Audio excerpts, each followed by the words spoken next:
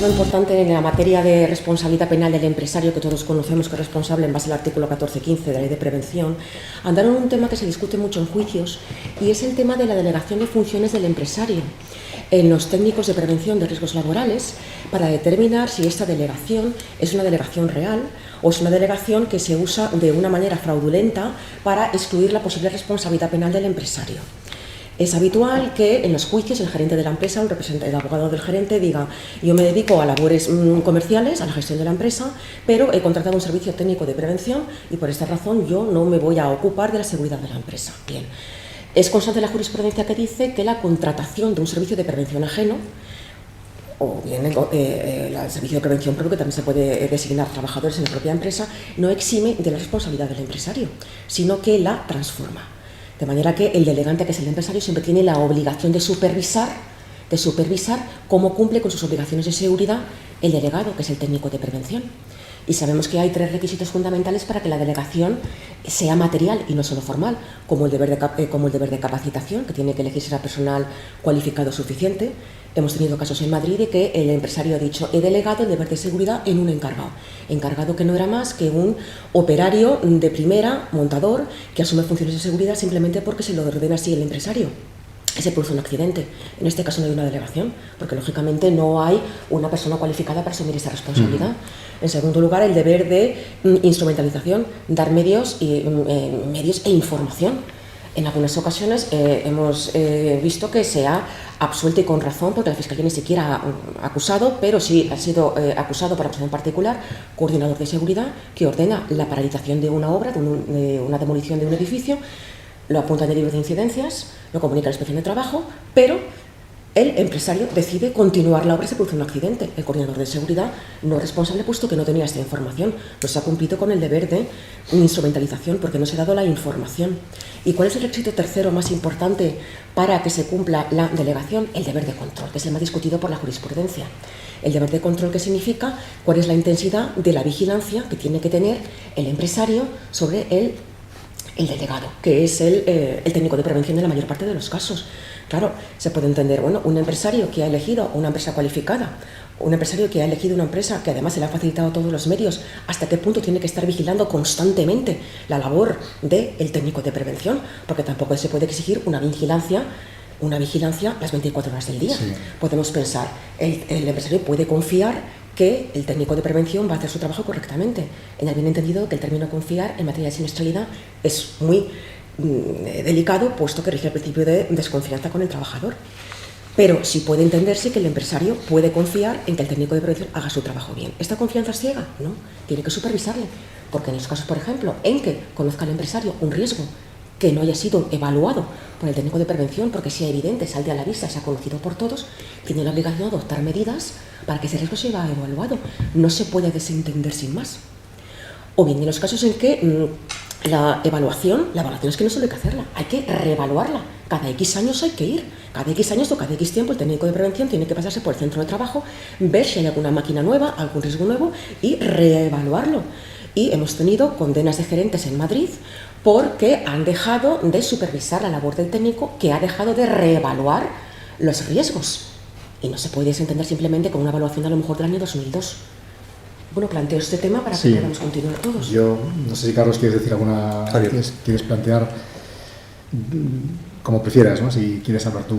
Bueno, yo creo que por parte de la fiscal se ha abordado un tema realmente complejo, porque al final, dentro de lo que es la delegación de funciones, se pone un poco encima de la mesa el problema de cuál es el modelo organizativo de prevención, que es un modelo complejo el que existe en nuestro país, cuál debe ser efectivamente esa responsabilidad cuasi objetiva, ¿no?, por parte de la empresa.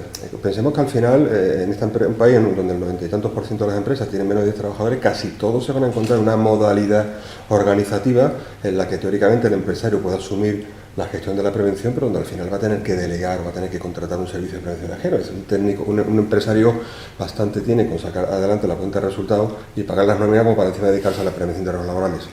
¿Qué es lo que ocurre? Que al final, cuando uno contrata con un servicio de prevención ajeno o cuando tiene un servicio de prevención propio, es verdad que la jurisprudencia lo ha definido como una labor de asesoramiento y de apoyo al empresario, pero era también que se debe ir vigilando desde el punto de vista de la lex artis por parte del empresario respecto a lo que haga un técnico de prevención se antoja realmente improbable, ¿no? Si esto unimos a que ese modelo tan complejo de organización preventiva se mezcla con esa excesiva intervención por parte del poder público respecto de los agentes, de los operadores del mundo de la prevención, ¿no? Donde las acreditaciones, donde los problemas de descoordinación administrativa entre comunidades autónomas, todavía hay materias que ni siquiera se han acabado de legislar y clarificar, pues el problema es mucho más complejo todavía, con lo cual yo creo que es verdad que es poco probable que un técnico de prevención o una entidad de prevención pueda ser responsable, salvo que haya habido una auténtica delegación de funciones con los componentes y con los elementos que antes citaba, pero eso no quita para que tampoco se pueda entender la responsabilidad del empresario. No sea deseable, porque es verdad que hay jurisprudencia variopinta, que un empresario tenga que hacer un control vigilando sobre una labor técnica que ni siquiera cuando hablamos de subcontratación y de propia actividad se exige, ¿no? Exacto, sí. Vamos a ver, yo creo que, o sea, mi opinión sobre esta cuestión en particular es que el empresario no es consciente del papel que le atribuye la Ley de Prevención de Riesgos Laborales en el artículo 14, que le hace garante sin limitación de la seguridad y salud en el trabajo de todos los trabajadores y de todas aquellas personas que están integradas en su ámbito de actividad. Quiero decir con esto que también de todos aquellos empleados de empresas subcontratadas, empresas de trabajo temporal, trabajadores autónomos. Eso por un lado. Creo que hay que tomar conciencia de la responsabilidad que uno tiene como empresario desde el momento en el que pone en marcha una actividad laboral, ¿no? Organizativa, etc. Por otro lado, es verdad que el artículo 30 de la Ley de Prevención le permite establecer distintos modelos de organización de la actividad preventiva y en ese sentido, bueno, pues viene siendo habitual descartar la organización por sí mismo, ¿no? Con los propios medios humanos y materiales. Y en ese sentido se tiende a externalizar. Cuando la empresa externaliza, yo creo que aquí viene el segundo error, es que no es consciente del papel que legalmente le atribuye a la Ley de Prevención y entonces piensa que el encargo a un servicio de prevención o que el mero hecho de encargar a un técnico de prevención funciones concretas, incluso definidas por él, tuteladas, controladas, etcétera, etcétera, ya le hace alejarse del riesgo en todos los sentidos. Riesgo de responsabilidad civil, riesgo de responsabilidad penal, porque claro, no hay que olvidar que el derecho penal es la última razón de ser del ordenamiento jurídico y entonces, bueno, pues la aplicación práctica o, digamos, el riesgo real de ser condenado en un proceso penal es realmente remoto porque los delitos del 316 y siguientes pues son delitos de mera actividad y al final pues si no hay una denuncia de un tercero y prosigue el procedimiento a su instancia pues no concluye de ningún modo satisfactorio para quien plantea esa denuncia o querella y al mismo tiempo, claro, el resto de delitos, lesiones, homicidios, pues son delitos de resultado que normalmente absorben el delito de mera actividad y que al final, pues bueno, estamos acostumbrados a, lamentablemente, pese a que el derecho penal como el derecho administrativo tiende a proteger infracciones objetivas del ordenamiento, pues en materia preventiva sorprende ver cómo la responsabilidad penal se activa prácticamente en todos los casos cuando se ha producido ya un accidente laboral, de modo que no se cumple esa función preventiva que la propia Ley de Prevención quiere establecer, ¿no? Yo creo que hay que tomar conciencia por parte de la empresa de ese papel, de esa responsabilidad. Hay que tomar conciencia también por parte de los técnicos de prevención, porque claro, aquí estamos acostumbrados a simplificar las cosas y decir, bueno, yo soy técnico de prevención, soy un delegado de la empresa, el último garante de la seguridad laboral es el empresario y yo quedo fuera de esa responsabilidad. Bueno, ¿cómo que usted queda fuera de esa responsabilidad? Usted es técnico de prevención, tiene una cualificación profesional, tiene una titulación oficial, tiene unos controles administrativos y por supuesto que tiene una responsabilidad.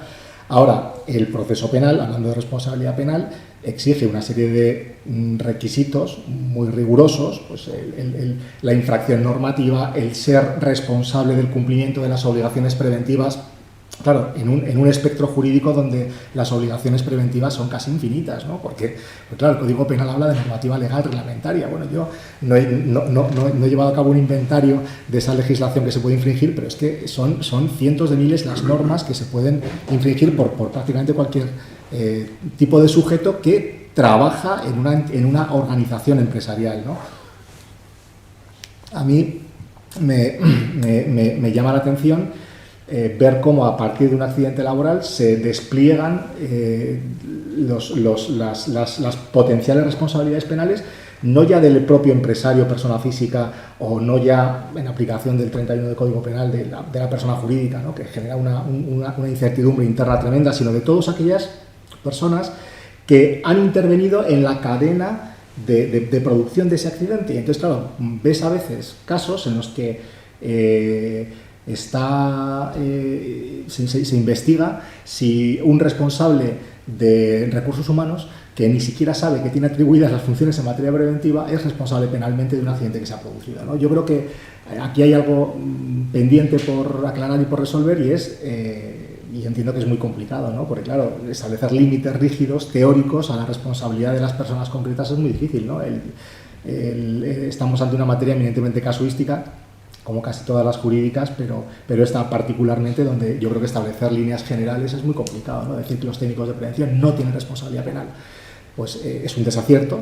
Yo traigo 2 o 3 sentencias donde hay condena a técnicos de prevención.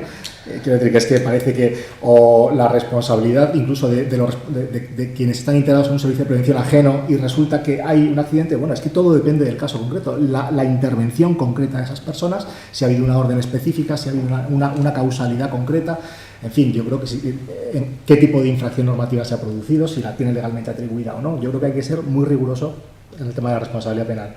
La responsabilidad administrativa es otra cosa. Aquí yo creo que la ley de prevención es clara, el artículo 42, la ley de infracciones y sanciones en el orden social es clara, en el sentido de que la responsabilidad es de la empresa. Yo creo que aquí esa segunda parte de esta ponencia que también teníamos por objeto tratar, la responsabilidad administrativa, yo creo que está clara, es del empresario, y aquí no parece que hay muchas dudas o muchas fisuras, y bueno, eso es lo que quería plantear en relación con esta... Yo estoy completamente de acuerdo con la primera afirmación que has dicho, respecto de que el empresario no es realmente consciente del ámbito de obligaciones que tiene, de acuerdo con el Código Penal y especialmente la normativa preventiva de infracción, la norma preventiva de riesgos laborales, no realmente consciente del bagaje, de la intensidad de la deuda de seguridad que tiene respecto del trabajador. Por eso muchas veces se entiende que está desconectado del cumplimiento de obligación de garantía desde el momento en que contrata servicio de prevención. Por supuesto que tiene que contratarle, porque en la vida diaria es imposible que un empresario tenga el control directo de todos los centros de trabajo de los que puede ser titular, ni tampoco tenga los conocimientos específicos para poder saber qué normas de prevención tienen que adoptarse. De ahí que contrate al servicio de prevención. Pero, como bien dice también el artículo 14, el concierto de una actividad preventiva complementará las acciones del empresario. Por eso insisto en que el deber de control y de supervisión y de vigilancia del técnico de prevención es fundamental, y en el caso de que falle flagrantemente ese deber de vigilancia, será cuando será responsable del delito de riesgo más del posible resultado, en el bien entendido de que esto es una cuestión muy casuística, hay que ir ejemplo caso por caso. Pero hay casos evidentes en los que, como decía yo antes, no se reevalúa. En un centro de trabajo, una obra en construcción evoluciona constantemente, día a día, hay nuevos riesgos, nuevas máquinas, y eso tiene que ser informado por el empresario al técnico. Y el técnico también tiene su parte de responsabilidad, porque él también tiene la obligación de asistir. No vale con mantener una evaluación muy antigua. Y por lo que respecta a la responsabilidad penal del técnico de prevención, aquí lo que tenemos que plantear es si el técnico de prevención es un asesor de seguridad o deudor de seguridad. De acuerdo con la ley, asesoramiento y apoyo son sus funciones básicas, salvo que en el contrato, que también aquí sería la fuente del derecho, diríamos, aquí sería la fuente, en el que el contrato se establezca que asumiría funciones ejecutivas. En tanto que no asuma funciones ejecutivas por contrato, la ejecución de las medidas de seguridad, de las medidas de prevención establecidas por el técnico, incumben siempre al empresario. Tuvimos un asunto en Madrid de un empresario que se dedicaba a la venta de productos por televisión y tenía unos almacenes en los que colocaba unas cajas en las que se guardaba una serie de pedidos. Contrató un servicio de prevención que establecía de qué forma tenían que apilarse estas cajas y qué tipo de escaleras y EPIs tenían que tener los trabajadores para poder acceder a las cajas. La realidad era que estas cajas se colocaban por una altura superior a la establecida por el técnico y la escalera no era lo suficientemente alta. De manera que los trabajadores tenían prácticamente que escalar sobre las estanterías para poder coger las cajas. Lógicamente la caja se cae y se produce un accidente. ¿Qué dice el empresario? Yo tengo un servicio de prevención, pero el servicio de prevención me había recomendado, me había establecido una serie de medidas, me había asesorado para que yo establezca estas medidas y yo no las he hecho porque estoy en el extranjero. Pero es que yo tengo el dominio, la obligación de controlar la fuente del riesgo y tengo la obligación de cumplimentar las medidas que me asesoran, porque si no, ¿qué sentido tiene tener un servicio de prevención? Se condenó tanto al empresario y se condenó al jefe de almacén, porque también estaba conociendo condiciones de actividad. El técnico de prevención hizo bien su trabajo. ¿Cuál es la mayor infracción, digamos, el delito del que puede ser titular el técnico de prevención? La imprudencia. Él sería la imprudencia, porque en tanto que no asuma funciones ejecutivas y únicamente ese asesoramiento y apoyo, sea responsable del delito de resultado por una evaluación defectuosa o por unas medidas de seguridad defectuosas o incompletas. O en el caso de que ni siquiera va al centro de trabajo a ver qué posibles riesgos hay. Caso de empresas agrícolas en las que hay un tendido eléctrico cerca de la zona de los árboles en los que se recolectan naranjas u otros frutos y el técnico de prevención o no va o no advierte que hay un tendido eléctrico. Lógicamente el trabajador al colocar la escalera o utilizar una pértiga hay un cortocircuito. ¿De quién es responsable el técnico? Sí. ¿De qué es responsable? Del delito de resultado, porque no ha cumplido bien con la evaluación de riesgos. No sería en principio autor del delito de riesgo si no figura que asume funciones ejecutivas. Yo creo que al final aquí lo que nos encontramos es dar una solución global a una casuística muy compleja, porque incluso en algunos sectores, pensemos por ejemplo en el sector de la construcción, la cantidad de figuras que aparecen, ¿no? El promotor, el encargado, el coordinador, el recurso preventivo, el contratista, el técnico. Es decir, hay una multiplicidad de agentes que intervienen y efectivamente no hay una solución mágica. Es verdad que al final el técnico de prevención, estamos de acuerdo en que puede ser penalmente responsable e incluso en el 318, si hablamos del encargado de servicio y tiene realmente unas facultades ejecutivas, decisorias, no es un mero designado sin capacidad para tomar decisiones, no tiene ningún tipo de recursos, un mero capataz, evidentemente no podría hacerlo.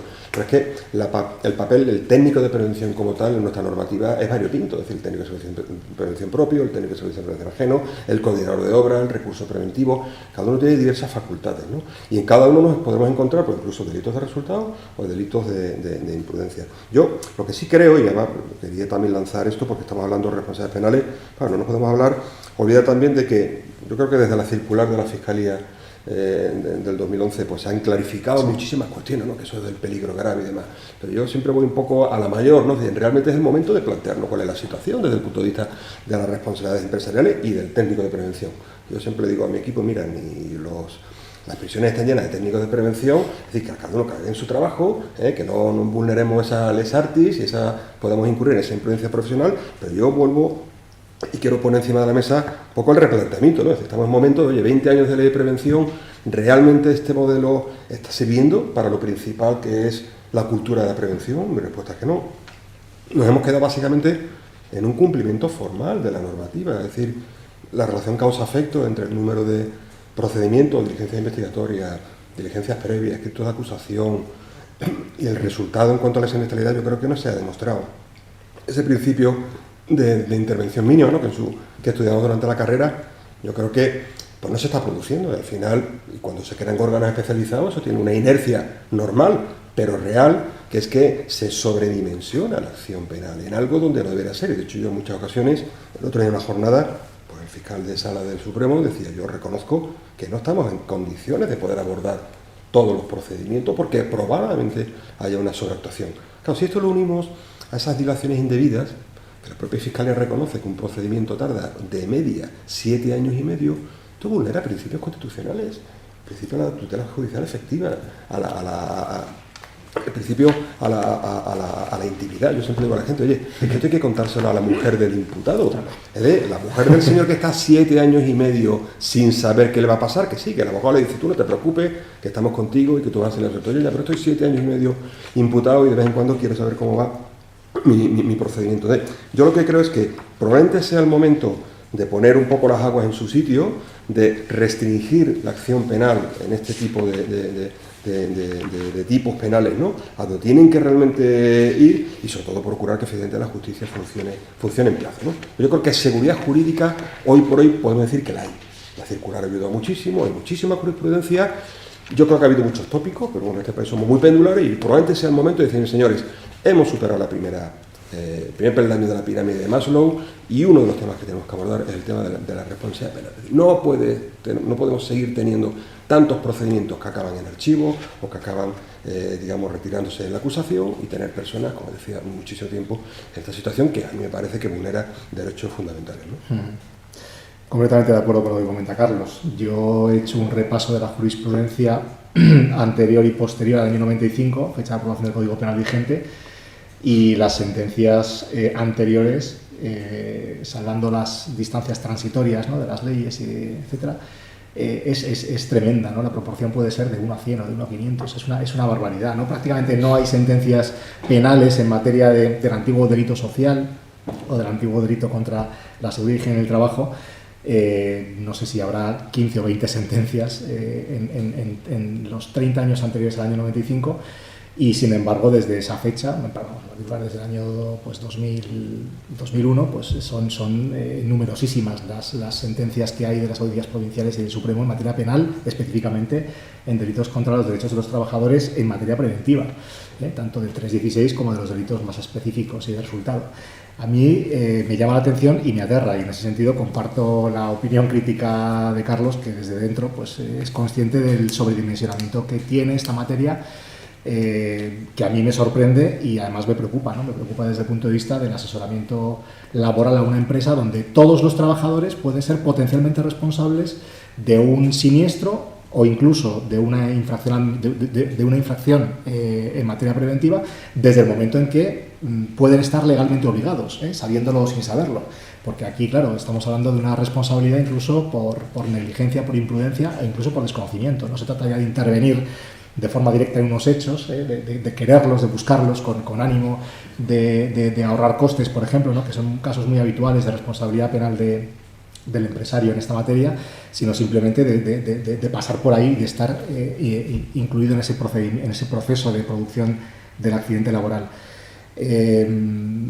Comparto las ideas que ha comentado Elena y también Carlos en el sentido de los técnicos de prevención, porque y se ha dicho, ¿no?, se tiene la percepción de que el cumplimiento es un cumplimiento puramente formal, puramente documental. Es decir, que cuando llega un inspector de trabajo, cuando se abre un procedimiento penal, al final se trata de aportar documentación para que parezca que se acredita el cumplimiento de las obligaciones preventivas, cuando la clave de las obligaciones preventivas es garantizar la seguridad desde el punto de vista de la integración de la prevención en la empresa. Y en ese sentido, claro, si un accidente, por ejemplo, se produce por falta de formación, no basta con acreditar la formación, sino que habrá que acreditar que el contenido de la formación se ha impartido, que es efectivo, que es adecuado a los medios y resultados que se pretendían conseguir, ¿no? Y yo creo que aquí, pues al final, hay que buscar un poco el rigor y aquilatar un poco las responsabilidades, porque claro, como comentabais muy bien antes, ¿no?, pues estamos ahora mismo en una situación de sobredimensionamiento de esta responsabilidad penal que yo creo que tampoco tiene mucho sentido, ¿no? Respecto de lo que comentaba Elena, de los técnicos de prevención como asesores o garantes, yo sí creo que tienen un papel coadyuvante, pero también tienen un papel absolutamente decisivo y principal. Es decir, un empresario que no conoce ni tiene por qué conocer el contenido de las obligaciones preventivas, confía, y está bien que confíe, porque el ordenamiento jurídico tiene que darle esa confianza para que dé el paso de encomendar a un tercero la organización de la actividad preventiva, en que ese tercero realmente va a ser garante de la seguridad. Esto no significa una externalización ni un alejamiento de la responsabilidad, simplemente significa una confianza en un técnico. Es como cuando una empresa busca un abogado externo o un economista para que le haga las cuentas, ¿no? Yo creo que aquí hay que separar claramente estas funciones y no olvidar que el empresario, sin dejar de ser responsable, pues sí que traslada una responsabilidad, pero la traslada desde un punto de vista técnico, porque no puede ser de otra manera, ¿no? Entonces aquí el problema que yo veo es que la ley no deja inerme al empresario respecto de esa posibilidad, y yo sí creo que la aplicación de esas previsiones legales pues debería dar lugar a una dulcificación de la responsabilidad, tanto penal, sobre todo penal, como también administrativa. Eso es lo que... Y quisiera continuar con el tema del principio de intervención mínima, tantas veces alegado por los letrados, pero que la jurisprudencia dice que es un principio dirigido al legislador. Entonces, el principio de intervención mínima no opera en la materia de siniestralidad, no opera en el derecho penal, eso va dirigido al legislador, pero en la vida diaria, en la práctica diaria de las fiscalías especializadas, no entendemos que se haya producido una sobredimensión de esos procedimientos. Lo que estaba ocurriendo hasta en la creación de la especialidad era que simplemente cuando se abonaba la responsabilidad civil, el procedimiento se archivaba. El conocimiento por los fiscales especialistas de esta materia ha supuesto que se han presentado escritos de acusación bien fundamentados, pero no basados en una responsabilidad objetiva o bien en la ostentación de un cargo concreto, sino basado en el incumplimiento de una normativa de prevención, y siempre y cuando esa normativa haya dado lugar a una exposición a un peligro grave al trabajador. Lo que se sanciona penalmente no es la desobediencia a la infracción. Lo que se sanciona es que como consecuencia de esa infracción se ha puesto en peligro grave al trabajador. Sabemos lo que es peligro grave, artículo 4 de prevención. Cuando el daño puede ser probable y cuando ese daño es severo. ¿Puede prever un empresario que cuando un trabajador está en un andamio, si no tiene línea de vida, arneses o barandillas, se puede caer? Claro que es probable. ¿Será severo el daño si se cae? Severísimo. De manera que, más que una sobredimensión, lo que se ha producido es voy a decir una palabra que puede llamar la atención, racionalización, porque se están presentando escritos de acusación bien fundamentados contra todas aquellas personas que, ostentando poder, decisión y mando, no han adoptado las medidas necesarias para evitar esa exposición a la situación de peligro, y precisamente por su indolencia han coadyuvado a la producción de un resultado. Y quiero insistir que nunca nos basamos en la responsabilidad objetiva, porque el Código Penal, artículo 3, habla dolo y culpa, de manera que en muchas ocasiones ha podido producirse resultados mortales con infracción de la norma de prevención, y no hemos acusado, porque entendemos que primero no había relación de causalidad entre la norma de prevención y el resultado. No siempre que haya un resultado aunque sea mortal se acusa, sino que hay que analizar la etapa anterior, la infracción de la norma, y si como consecuencia de esta peligro grave relación de causalidad. Sí es cierto el tema de las dilaciones indebidas que se está produciendo, y también hay que decir, en aras a la verdad, la multitud de recursos que hay en la fase de instrucción. Es que se recurre absolutamente todo. Como delegada de Madrid he visto que se recurren las cosas más peregrinas, lo cual hace que recurso de reforma, recurso de apelación, el atasco que hay para la reforma, y sobre todo que realmente el juez de instrucción va a resolver lo mismo que ha dicho en primera instancia, más luego la apelación, con lo cual sí que es cierto que nos encontramos con meses y meses y con años, y que se aplican las dilaciones indebidas, y en ocasiones como cualificadas. También es cierto que desde que se ha creado esta red de delegados a nivel nacional, en cada una de las provincias, se están impulsando los procedimientos, y sí es cierto que hay ya un menor lapso de tiempo desde la producción del accidente hasta el escrito de calificación, pero esta pendencia se ha trasladado a los juzgados de lo penal, de manera que una vez calificado el procedimiento por el fiscal y la defensa, espera del juzgado de lo penal señalamiento. Y el inconveniente que tenemos es que no existen jueces especializados, ni en instrucción ni en el enjuiciamiento. Por tanto, tampoco tenemos una unidad de criterio, tampoco tenemos unos señalamientos rápidos, y el tema de los recursos es importante. También quisiera hacer mención de los archivos. Sí que también es cierto que también se archivan bastantes procedimientos, entendiendo que la acusación particular, con el objeto, a veces presenta una denuncia y retira la denuncia tan pronto como el perjudicado ha cobrado una indemnización. Es una estrategia que utilizan, que ha cobrado una indemnización. El fiscal es absolutamente ajeno a esa estrategia. Si considera desde el minuto 1 que el hecho no es penalmente relevante, no presenta escrito de acusación. ¿Y por qué tantos sobreseimientos a veces? Pues porque hay muchos escritos por la acusación particular que se presentan como consecuencia de esta estrategia, y que incluso en juicios te reconocen: yo como ya he cobrado, me retiro. Si el fiscal ha presentado escrito de acusación porque convence que es delito, continúa. Si entendemos que no ha sido delito nunca, vamos con escrito absolutorio. Pero eso es lo que hace que haya una red de especialistas que analice cada caso. Y sí que es cierto que la circular ha ayudado bastante. Yo creo que la circular ha ayudado muchísimo, y es verdad que en este sentido se ha mejorado, pero yo sigo diciendo que la métrica no avala la intervención mínima. Es decir, si comparamos expedientes abiertos con sentencias condenatorias, la métrica es aplastante y yo creo que se genera una indefensión en esta situación. Y pensemos además que desde el comienzo de un procedimiento penal hasta el escrito de acusación pueden pasar años, y eso es dilación indebida también. Es decir, que eso de que la acusación particular puede acusar que si el fiscal no avala, no se para, no, pueden pasar años, eso por un lado. Y por otro lado, es cierto que en ocasiones se puede instrumentalizar este procedimiento, como pasa en otras jurisdicciones con otro tipo de materiales, en los que se puede utilizar la jurisdicción de lo penal para meter presión, en definitiva.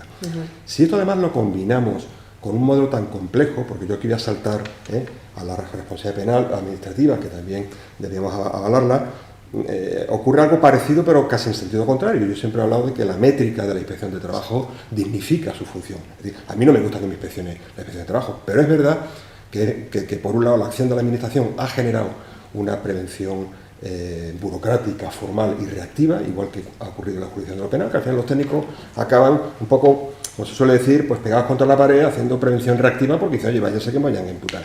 En la responsabilidad administrativa es cierto que de cada 100 actuaciones, yo tengo la sana costumbre de leerme todos los años la memoria de la Inspección de Trabajo y la memoria de la Fiscalía. Y en la noche tengo aquí el capítulo de siniestralidad laboral. Y es verdad que la mayor parte de las acciones de requerimiento por parte de la inspección, que incluso se pueden, o mejor dicho, las visitas se convierten en pocos requerimientos y esos pocos requerimientos finalmente se convierten en mucho menos propuestas de sanción, ¿no?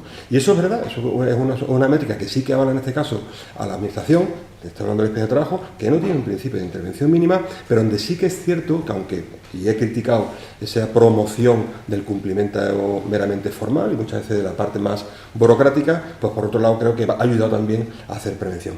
No cultura de prevención, porque aquí también tengo, digamos, mi crítica abierta. Es decir, creo que el modelo desde el punto de vista de la responsabilidad administrativa sigue adoleciendo de una necesaria reforma importante.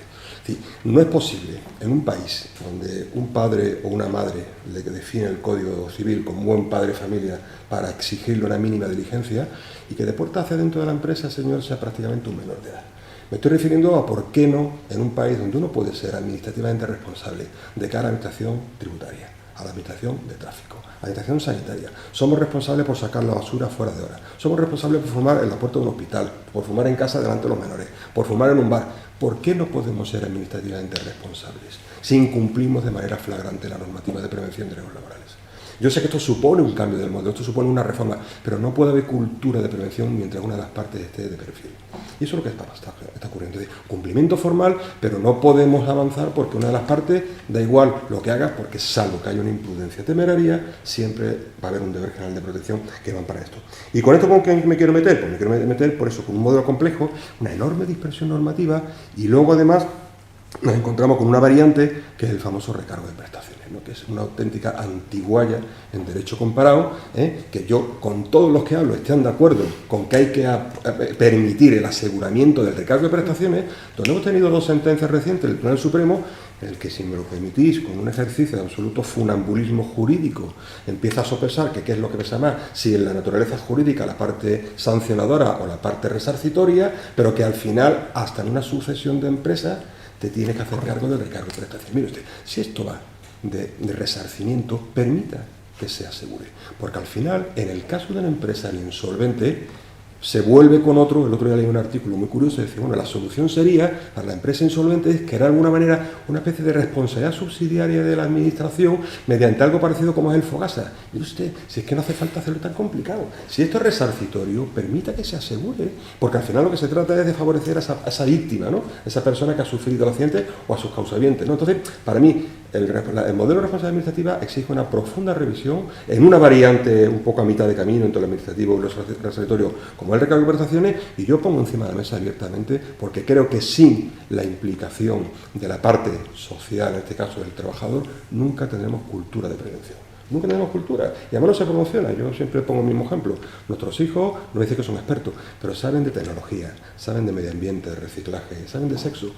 Todavía no se educa en prevención en los colegios. Y nuestro es un país donde tenemos más accidentes domésticos que accidentes de tráfico, más accidentes de tráfico que accidentes de trabajo. El último me he enterado que incluso tenemos más suicidios que accidentes domésticos, con lo cual es un país con poca aversión al riesgo. ¿Cómo vamos a hacer cultura? Si al final, pase lo que pase, siempre paga una de las partes, que es el empresario. Yo comparto mucho de los planteamientos. Aviso que llevamos ya media hora. Pasa. Yo comparto plenamente los temas que habéis comentado, tanto Elena como Carlos. Bueno, Carlos ha introducido 2 o 3 cuestiones nuevas que yo creo que tienen mucho interés y que abren nuevos debates, ¿no? Uno es el tema de la relación que hay entre los procesos penales y los procesos administrativos en cuanto a la responsabilidad empresarial derivada del incumplimiento de normas preventivas, que yo creo que es una cuestión no resuelta, sí bien resuelta teóricamente, pero no bien resuelta desde el punto de vista de la aplicación práctica y desde la percepción de la empresa, en el sentido de que la responsabilidad administrativa es de la empresa como organización, como sociedad y como persona jurídica, y la responsabilidad penal es personal, de tal manera que no es infrecuente, con independencia de que el proceso penal es preferente, paraliza el procedimiento administrativo, etcétera, etcétera, como establece la ley de infracciones sancionadas en el orden social, ¿no? Pero lo cierto es que la percepción y la realidad es que se puede dar lugar a la imposición de una doble sanción a una misma persona, de facto, no jurídica y física, pero sí de facto por una misma infracción en materia preventiva, ¿no? Y esto yo creo que es llamativo, vulnera abiertamente el principio non bis in idem contemplado en el artículo 25 de la Constitución, y creo que es algo que debería, por lo menos, abordarse con mayor rigor y con mayor profundidad. O sea, me extraña, me sorprende que sean tan frecuentes los casos en los que una empresa sea sancionada y la persona física responsable, incluso en casos de empresas unipersonales, pues haya esa dualidad reconocida por los tribunales cuando al menos desde el punto de vista jurídico, teórico y formal, pues parece que debería ser otra cosa, ¿no? Hay una segunda cuestión que ha tocado Carlos, y tiene que ver con el artículo 29 de la Ley de Prevención de Riesgos Laborales, y es el tema de las obligaciones de los trabajadores. El artículo 29 de la Ley de Prevención establece, y es un artículo que parece que está momificado, ¿no? O sea, es un artículo que no tiene aplicación ni proyección práctica ninguna, porque pese a que establece lo que establece, es decir, el deber de garantizar por parte del trabajador la seguridad laboral, tanto la propia como la del equipo de personas o los grupos de trabajo con los que esté interactuando, lo cierto es que esa obligación, que es una obligación también muy concreta y que tiene un contenido y al que se le puede dar un contenido muy definido según los casos, ¿no? Según el tipo de trabajador, según su cualificación, según la posición que ocupe en la empresa, lo cierto es que en su aplicación práctica nos encontramos ante una absoluta irresponsabilidad. No es ya que, como planteaba Carlos, el modelo de responsabilidad administrativa pueda o deba cambiar, en su opinión, que yo aquí tengo mi opinión y creo que sería abrir otro debate y nos daría esto al menos otra media hora de discusión. Pero sin perjuicio de eso, lo cierto es que el trabajador ni siquiera es responsable civilmente, porque no olvidemos que la relación que le une con la empresa es una relación contractual laboral y se tiende a pensar, y en la aplicación práctica siempre se ha visto de esta manera y no parece que haya avisos de cambiar, en el sentido de que la responsabilidad del trabajador acaba en el contrato de trabajo. Es decir, que el incumplimiento de las normas preventivas por parte del trabajador puede dar lugar, en el mejor de los casos, a una reacción disciplinaria por parte de la empresa, pero no se puede ir más allá porque parece que el contrato todo lo acaba y que no se puede exigir una responsabilidad civil-laboral al amparo del 1101 del Código Civil o 1902 y siguientes del Código Civil, en el sentido de exigirle una responsabilidad de daños y perjuicios por los daños y perjuicios que ha causado. Pensemos, por ejemplo, en la paralización de una central nuclear, ¿no? Que cuesta más reactivarla que construirla de nuevo. Y en ese sentido es llamativo que el trabajador sea considerado, como muy bien decía Carlos, pues un menor de edad, ¿no? Una persona casi inimputable desde el punto de vista de la responsabilidad, pese a que es, eslabón necesario para la actividad laboral y por tanto para la generación de accidentes. El último tema, el recargo de prestaciones. En fin, no quiero hacer publicidad, pero yo publiqué en el año 2001 un libro con Antonio Sempere que se titulaba así, el recargo de prestaciones, donde ya entonces postulábamos no solo la posibilidad y la necesidad de que se asegure, de que se pueda asegurar, sino también la supresión directa y abierta. En mi opinión, el recargo de prestaciones es una institución completamente anómala, completamente atípica, completamente excepcional. No hay ningún país que contemple esta figura. Es una figura completamente extraña, por una razón muy sencilla, porque si ha habido una infracción normativa a la legislación en materia preventiva, pues se activa de modo automático un sistema de responsabilidades público, penal administrativo, que tendrá su lógica y su tramitación, ¿no? y al mismo tiempo y en paralelo, si se ha generado como consecuencia de esa infracción un daño cuantificable y evaluable, pues habrá que depurar las responsabilidades económicas derivadas de los daños y perjuicios causados, aplicando el Código Civil y legislación laboral.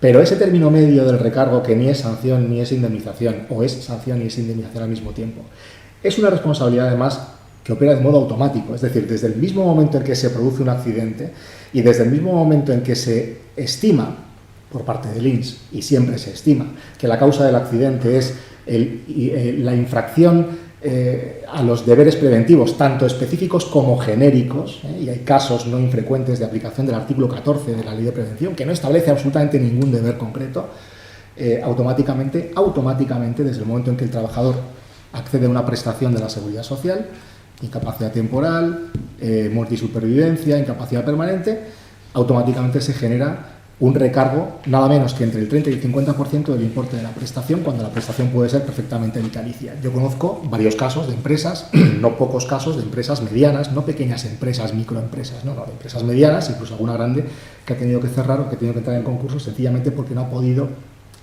llevar a cabo el capital coste, capitalizar el importe del recargo en el plazo establecido y siguiendo los trámites consiguientes, porque es realmente, en fin, una responsabilidad que yo diría, no sé, en fin, no solamente injusta, sino disfuncional, anómala y, en mi opinión, pues aberrante, que debería, sin más, eliminarse.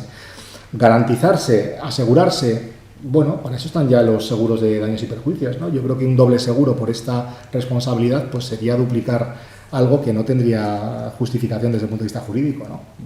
Pero como muy bien comentaba Carlos, no van por ahí los signos de los tiempos. Cuando vamos leyendo sentencias de los tribunales superiores, de los juzgados y sobre todo del Tribunal Supremo, pues llama la atención leer sentencias del año 2015, 2016, donde se imputa una responsabilidad automática en un caso de sucesión empresarial o en un caso de subcontratación cuando ni siquiera hay propia actividad, ¿no? Y yo creo que esta figura, pues, bueno, debería radicalmente eliminarse, ¿no?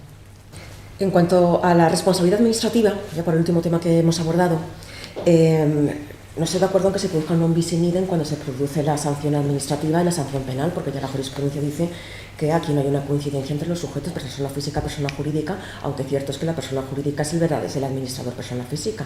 Pero es que la sanción administrativa lo que está castigando es la mera infracción. La infracción se agota con la infracción de la norma de prevención, en tanto que el delito trasciende sobre esta infracción y protege un bien jurídico protegido, que es la seguridad del trabajador, la vida y la integridad física. Por tanto, la jurisprudencia ya ha resuelto que aquí non bis in idem.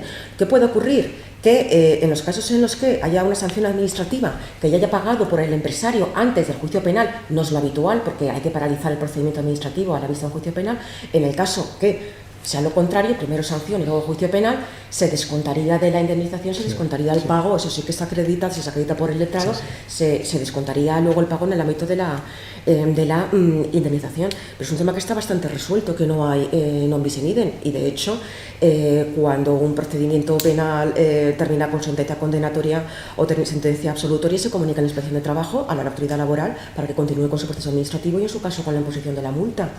Enlazando la cuestión administrativa con el recargo de prestaciones, decir que, claro, como el recargo de prestaciones no es una indemnización civil derivada del delito, pues no forma parte de las peticiones del escrito acusatorio. El fiscal nunca entra en el tema del recargo de prestaciones, que bien sabemos, como has dicho, que en la jurisprudencia 2014 y 2016, 2015, dice que es de carácter...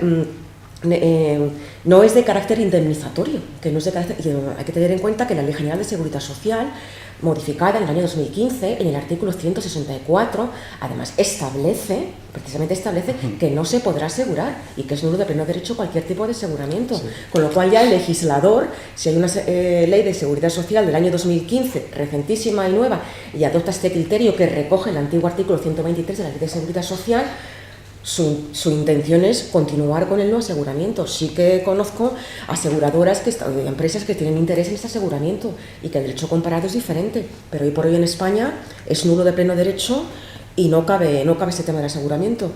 Luego hablamos de la cultura preventiva. Ojalá, sería deseable una mayor cultura preventiva, por supuesto, por parte de todos, una mayor cultura preventiva, aunque sí que entiendo que en las empresas, grandes empresas, ya hay una mayor formación y una preocupación de la cultura preventiva. No se trata ya de la típica empresa pequeña, familiar, que son 3 trabajadores, no tanto, pero empresas de gran volumen, la formación del trabajador está muy bien gestionada, sea por el servicio de prevención, porque el empresario no asume esta obligación de formación y sí que está bien gestionada. Y también decir que el trabajador tiene la obligación de cumplir las instrucciones que le den por parte de los encargados. Y en cualquier caso nunca olvidemos el principio que dice la jurisprudencia de que el empresario es responsable de todas las imprudencias del trabajador. Ya entraríamos en otro ámbito de la imprudencia del trabajador, en qué punto sería relevante o no para exonerar o modificar la responsabilidad del empresario, y también podríamos hablar en otra ocasión de la autopuesta en peligro del trabajador, pero creo que escapa un poco al ámbito de esta mesa. Pero por supuesto que sería más deseable la cultura preventiva y que fuera, pues como todo, desde la infancia e inculcada a nivel general y desde el momento en que el trabajador entra en la empresa, incluso aunque sea una pequeña empresa. Bueno, yo creo que las sucesivas estrategias, tanto europeas como españolas, de seguridad y salud en el trabajo, reclaman un mayor protagonismo del diálogo y sobre todo reclaman una normativa mucho más eficiente, mucho más eficaz. Y eso lo que nos está pidiendo, conocedores del modelo que tenemos, es que demos pasos hacia adelante. Es decir, en nuestro país necesitamos un cambio en la normativa, necesitamos un poco que las aguas bajen a su lugar, necesitamos que la jurisdicción de lo penal o que el ámbito penal intervenga lo que tenga que intervenir, ya que tenemos seguridad jurídica, pero donde efectivamente esa intervención mínima exigida por el legislador, pero sobre todo donde no pueda, a través de las dilaciones indebidas, vulnerarse otro tipo de derecho, y por eso creo que la jurisdicción de lo penal debe tener su lugar. No debe existir esa duplicidad de la acción represora del Estado a través del recargo, a través de la responsabilidad administrativa, a partir de la propia responsabilidad penal. Y por otro lado, yo abogo porque en el ámbito administrativo ocurra exactamente igual. Es decir, yo abogo por un modelo mucho más simple, una intervención también mínima. Yo creo que en este país se ha hecho prevención gracias sobre todo a los empresarios, no solamente a las grandes empresas. Yo creo que las grandes empresas seguramente fueron las que empezaron haciendo prevención a comienzos de los años 70, a comienzos de los años 60. Hay que reclamar que en este país hemos bajado los índices de incidencia de manera brutal, y eso ha sido gracias sobre todo al trabajo de las empresas, que han sido, tenemos el deber general de protección para lo malo, también hay que reconocer los méritos para lo bueno. Por eso yo reclamo el protagonismo, digamos, de la empresa, pero también que el marco regulador no sea un problema para esto. Menor intervención, normativa más eficiente, mucho más simple. He puesto encima de la mesa la necesidad de implicar a la otra parte, puede ser responsabilidad administrativa del trabajador, puede ser poner en valor el artículo 29 de la prevención, que parece efectivamente una especie de anécdota dentro de este cuerpo legislativo, y poco más. Creo que para poner un poco para señalar las principales conclusiones de este debate, creo que tenemos ante nosotros una legislación preventiva excesivamente dispersa y amplísima. Tanto la ley de prevención como los reglamentos de desarrollo, las normas sectoriales, infinitas, ¿no? En industria química, transportes de mercancías, normas técnicas, guías técnicas del Instituto de Salud y Higiene del Trabajo, protocolos de actuación de la Inspección de Trabajo, certificaciones, homologaciones, marcados CE. Quiero decir que el conjunto normativo existente es ingente y muy disperso, lo que dificulta la identificación o la selección de las normas infringidas por las empresas y por los técnicos de prevención en esta materia. Creo, en segundo lugar, que la legislación preventiva parte de un principio que es correcto, pero que falta por definir mejor y por profundizar en él, que es el deber general de prevención a cargo de la empresa. Es un principio, es un deber que no tiene límites. Creo que hay que aquilatarlo mejor y creo que hay que desarrollarlo mejor. No digo dispersando las responsabilidades, pero sí digo estableciendo partes o cuotas de responsabilidad también atribuibles a terceros, ¿no? Efectivamente, en tercer lugar, creo que la cultura de la prevención se ha conseguido, no digo en su grado óptimo, pero sí creo que se ha mejorado muy notablemente en los últimos años. Las empresas son conscientes a día de hoy de sus responsabilidades penales y administrativas en esta materia, al igual que los técnicos de prevención son perfectamente conscientes. Son numerosas las sentencias que condenan a empresas de técnicos de prevención por incumplimientos a la legislación preventiva. Creo, en cuarto lugar, que el recargo de prestaciones es totalmente disfuncional y anómalo y debería, sin más, omitirse, eliminarse. Y en definitiva, bueno, pues creo que estamos ante una materia muy compleja que realmente requiere de mucho esfuerzo de indagación, requiere de tener paciencia y que no hay que olvidar, estamos ante una cuestión totalmente y evidentemente casuística donde extraer principios generales de aplicación pues es realmente complicado, ¿no? Por no decir imposible. El empresario es el primer deudor de seguridad, tiene una especial obligación muy intensa de garantizar la seguridad de los trabajadores, que da lugar a un derecho de protección por parte del trabajador, y la razón de esta obligación se fundamenta en la relación de jerarquía que existe entre el empresario y el trabajador, y nunca olvidemos que no es una relación simétrica, sino que el empresario se beneficia del producto y del trabajo del trabajador. Por eso son numerosos los preceptos de la ley que establecen su obligación de garantía. Tiene que ser el empresario consciente de esta obligación de garantía. ¿Qué tiene que hacer? Formación, actualizar la formación, medios de seguridad, abstractos y concretos, véase evaluación de riesgos, planificación de la actividad preventiva, entrega de medios materiales y sobre todo también en el momento en que se concierte la actividad preventiva, supervisarla, puesto que obligación de garantía no se cancela. También es cierto que en la legislación española existe una gran dispersión y existe un gran magma normativo, pero hay que entender que este magma normativo va referido a cada uno de los riesgos del centro de trabajo. Puede ser un riesgo eléctrico, otro tipo de riesgos químicos. Por tanto, el empresario tiene que conocer la normativa que regula también los riesgos a los que se dedica su producto empresarial, y siempre bien asesorado por su técnico de prevención y siempre actualizando esta información y siempre supervisándola. Hay casos muy especiales en los que se puede exonerar la responsabilidad del empresario, pero la casuística es tan elevada que habría que ir supuesto por supuesto. Pero nunca olvidemos que la cultura preventiva tiene que estar integrada perfectamente en la empresa desde el primer día, involucrando tanto a los sujetos activos como a los sujetos pasivos del proceso productivo.